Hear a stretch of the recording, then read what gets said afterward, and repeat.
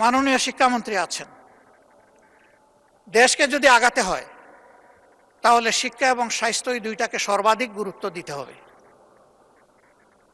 শিক্ষার প্রাণ হচ্ছে টারশিয়ারি লেভেলে, সেখানে রিসার্চ হবে, গবেষণা হবে, জাতির ভবিষ্যৎ ওখান থেকেই বের হয়ে আসবে। দুঃখের বিষয়, গবেষণায় ফকিরের ভিক্ষা দেওয়া হয়। ফকিরের ভিক্ষা দেওয়ার কারণে ওই ভিক্ষাগুলো লুটপাট হয়ে যায় অনেক ক্ষেত্রে, সেগুলোও কাজে লাগে না।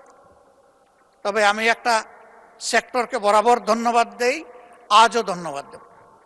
এটি হচ্ছে আমাদের কৃষি বিভাগ, কৃষি বিশ্ববিদ্যালয়। তাদের অর্জনকে আমরা অস্বীকার করলে নিজেকে অস্বীকার করার সামিল হবে। তারা এই দেশকে অনেক কিছু দিয়েছে।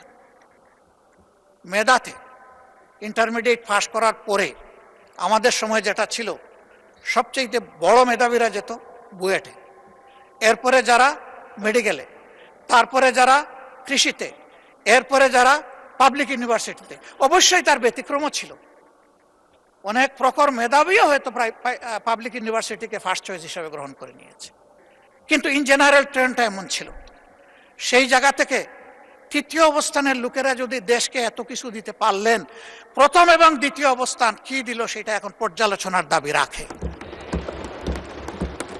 এবং এইখানে রাষ্ট্রের দায়িত্ব কতটুকু, দায় কতটুকু, সেটাও পর্যালোচনা করতে। তাদের হাতে যদি পর্যাপ্ত উপকরণ তুলে না দিয়ে আমরা বলি যে কেন তোমরা আমাদেরকে দিচ্ছ না, এটাও হবে অবিচার। এই জন্য আমি দাবি করব বাজেট অধিবেশন সন্নিকটে সর্বাধিক গুরুত্ব যেন শিক্ষা এবং স্বাস্থ্যে দেওয়া হয়।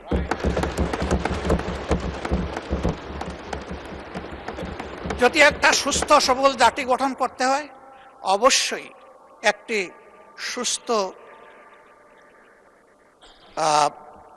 স্বাস্থ্য ব্যবস্থা আমাদেরকে গড়ে তুলতে হবে। কিন্তু এখানে সবাই স্বাস্থ্য ব্যবস্থার ব্যাপারে হাহাকার করেছেন, সবচেয়ে বেশি হাহাকার করেছেন স্বাস্থ্য সেবার বিষয়টা নিয়ে। অনেকে বলেছেন স্বাস্থ্য সেবা নিজেই রোগী, আমাদেরকে সারিয়ে তুলবে কিভাবে। সঠিক, 1000 শয্যা বিশিষ্ট হাসপাতালে রোগী ভর্তি থাকে 3700। How could be possible? আবার এখন অন্য সমস্যাও দেখছি। এই ফ্যাসিস্ট আমলে যোগ্য দক্ষ ডাক্তারদেরকে বহু দূরে বদলি করা হয়েছে, যেখানে তাদের মেধারও কোনো মূল্যায়ন করা হয়, এবং সেখানে এটাকে কাজে লাগানোরও কোনো সুযোগ ছিল না। আবার অনেককে ওএসডি করা হয়েছে। আমাদের সম্মানিত মন্ত্রী, তার ছোট ভাই, সেও একজন ডাক্তার, আমাকে একদিন আক্ষেপের সুরে বলেছিল, শফিক ভাই, আগামীতে যদি আমাদের সরকার গঠিত হয়, একটা গাল দিয়ে বলেছিল, গাল অবশ্য সভ্য সরকার, যে আমাদেরকে অমুক জায়গায় তমুক জায়গায় দিয়েছে, ওদেরকে আমরা বাংলাদেশের সীমানার ভিতরে না রেখে ওদেরকে আমরা ট্রান্সফার করব তালপট্টিতে। আমি বলেছিলাম, হোয়াটস ডিফারেন্স? তুমি আর আমি যদি এইটাও করি তাহলে তো একই কাজ করলাম। মাননীয় স্পিকার, কিছু কিছু কাজ দুঃখজনকভাবে এখন এরকমই শুরু হয়ে গেছে। ফ্যাসিস্ট আমলে যারা বঞ্চিত ছিল, নিগৃহীত ছিল, ওএসডি ছিল, খালে বিলে তালপট্টিতে যাদের পোস্টিং ছিল, এখন আবার তাদের উপরে সেটা চলে এসেছে। কেন? আমি মাননীয় প্রধানমন্ত্রীকে সম্মান রেখেই বলছি, তিনি বলেছেন আমরা একটা মেরিটোক্রেটিক নেশন বিল্ড আপ করতে চাই।